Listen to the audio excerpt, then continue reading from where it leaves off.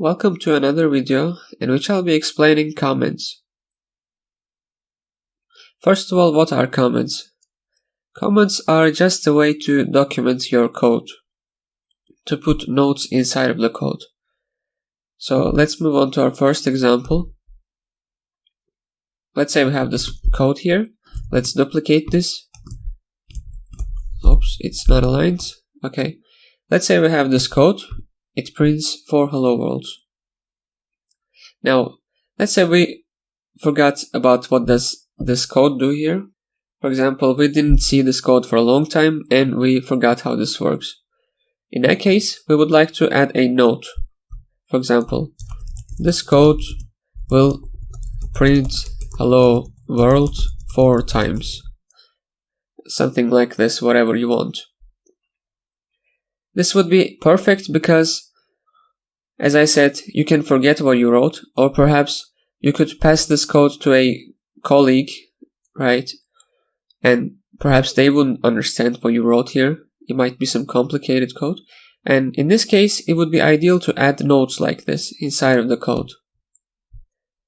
And especially inside because you see you put this comment here and it denotes this part of the code. And when you can add code here, comment here.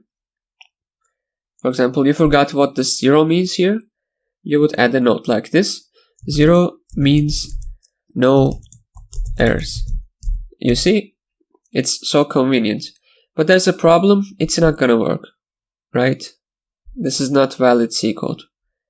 Now, exactly in this case, we have a way to comment the code. We would go to the start of the line.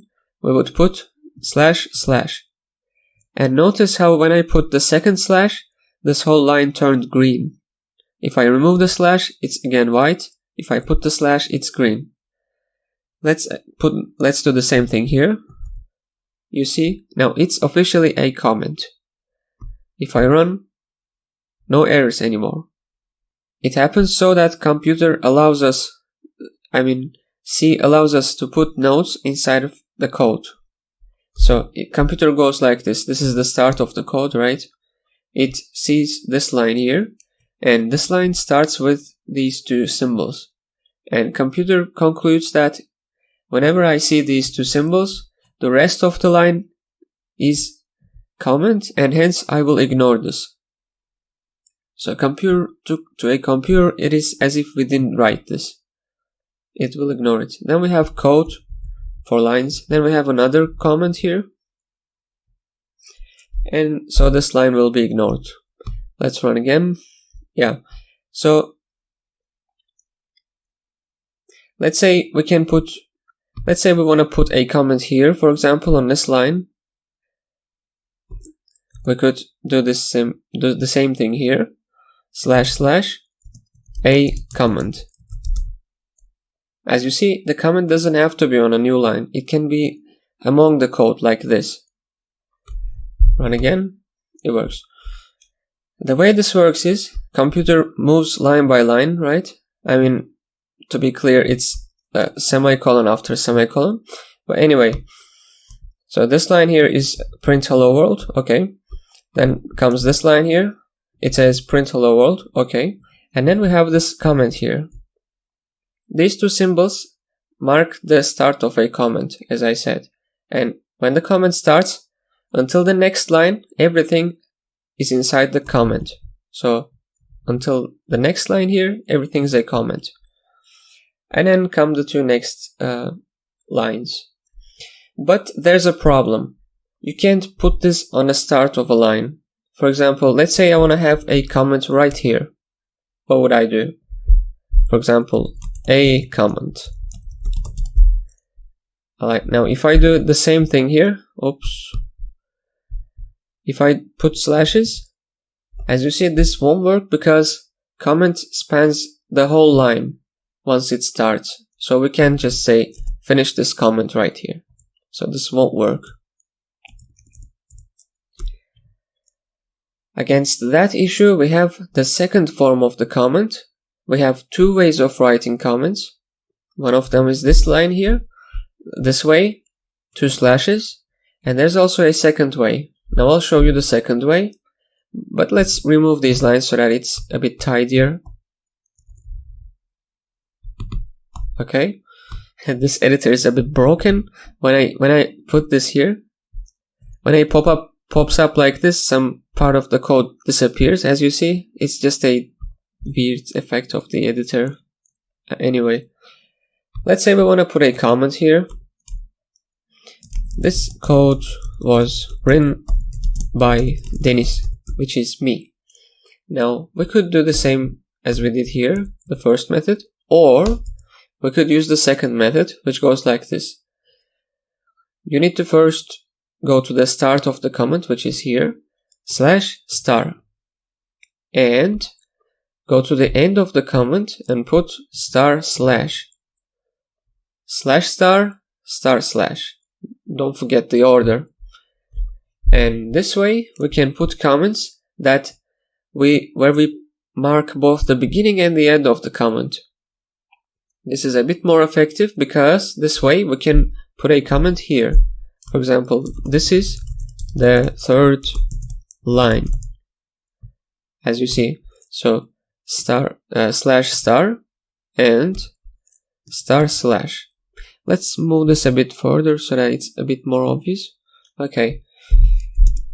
As you see, I put a comment here.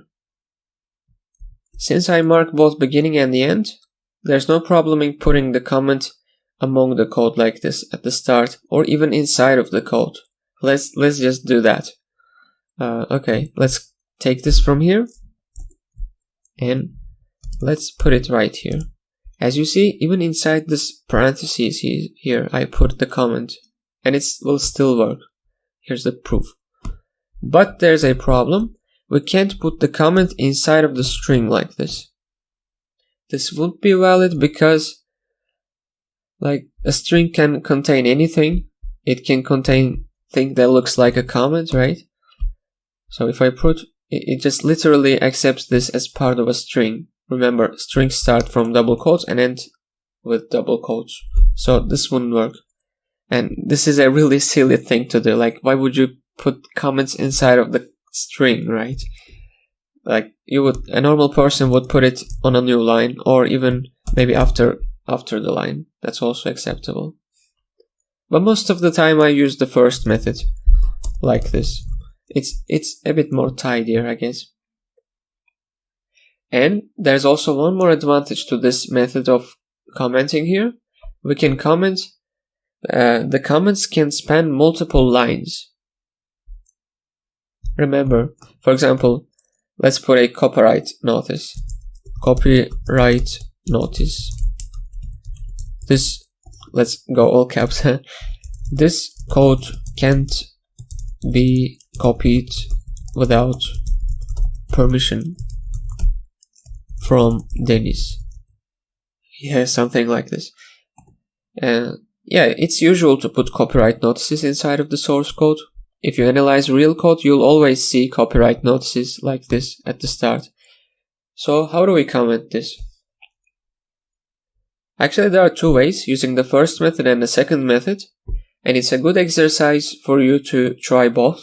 I can wait for a few seconds. 1, 2, 3. Okay, let's first go the first method. // and this line became a comment. Cool. But this line didn't become, because remember, this is only for a single line. // // This is the first method. But it's ineffective because we had to type in these slashes on all the lines, which is tiring. Instead, we could do just this. Go to the start of the comment, /* and //. As you see, this way we can put multi-line comments, but just marking the start and end, and this would work. And sometimes you'll see in real code this way of commenting, but you will also see the start of the lines put stars like this. But this is just decoration. It doesn't mean anything. Just in case you go to see real C code. And yeah, let me think. Okay, there's also one more method to comment, which I'll show you right now. Let's remove these. And the method goes like this: /if, if 0, this is the start of the comment, and if. It didn't change color for whatever reason, I don't know. It's just a defect of the editor. But this portion here is a comment, so this shouldn't run. Let's see. As you see, it didn't run.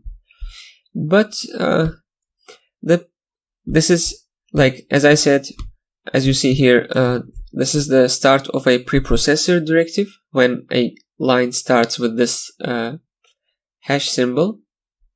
So this is also a preprocessor directive, and the main purpose is not to put comments, but it's just a side effect. It's also possible, turns out that it's also possible to put comments this way. And sometimes you'll see this used, but not much often. So you can just go away with the first method and second method. And personally, I just use the first method. I just put like this // put some comments, and that's it. Okay, now there's also a second use case of comments, which I think I'll explain in the second video, not in this one, just to keep them separate. And yeah, I think I covered everything. Let me think. Yep.